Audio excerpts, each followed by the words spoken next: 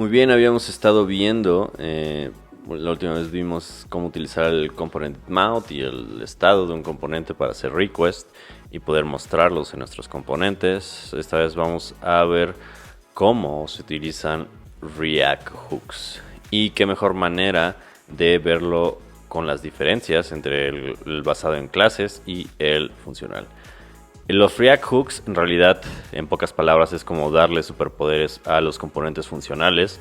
Como ya habíamos estado viendo, hay componentes funcionales que pues eran stateless hasta que llegó React hooks. Esto quiere decir que nada más eran para visualizar, es decir, a diferencia, un componente funcional no tenía estado y no podías hacer gran cosa más que mostrar un componente visualmente, y no podía tener lógica, a diferencia de un componente basado en clases que pues tenemos el ciclo de vida y todo eso. Y pues React hooks lo que hace es darle estos poderes a los componentes funcionales que pues son mucho más fáciles de utilizar que el basados en clases. Y pues React está apuntando hacia esta parte de programación funcional. Y pues básicamente para poder transformar de clases a funcional, para que veas cómo React hooks le da estos poderes, vamos a crear nuestro componente y vamos a importar useState de React. Esta es una función, es un hook, es un React hook. Y pues todos los React hooks, todos los hooks de React empiezan con use, en este caso así como el de useState. Entonces vamos a utilizar useState, que como su nombre lo dice, pues es prácticamente para meter estado, el uso del estado en nuestros componentes funcionales, lo que antes no se podía. Ahora podemos, y lo hacemos con useState. Tenemos que asignar unas variables, que en este caso useState es una función, y nos va a regresar un arreglo donde el primer argumento va a ser nuestro estado y el segundo argumento va a ser una función para poder asignar ese estado. Entonces ya vamos a useState y useState recibe como argumento el estado inicial de esta variable. Podemos llamar useState varias veces, así podemos tener diferentes variables con diferentes estados, pero en este caso nada más vamos a utilizar una. También vamos a importar useEffect, que es otro hook bastante usado, que vendría a reemplazar de cierta manera, no totalmente, pero reemplaza lo que hicimos en el anterior componente en el ciclo de vida de componentItMount.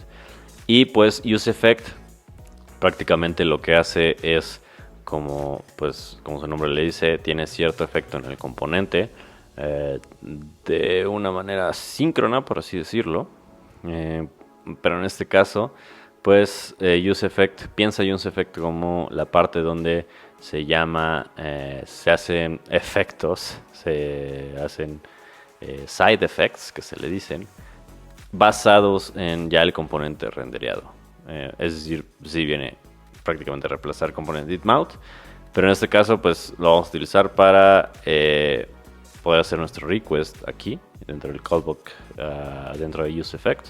Vamos a llamar nuestra API como lo hicimos en el anterior ejemplo, y para eso vamos a hacer el request nuevamente con Axios, como ya lo habíamos visto.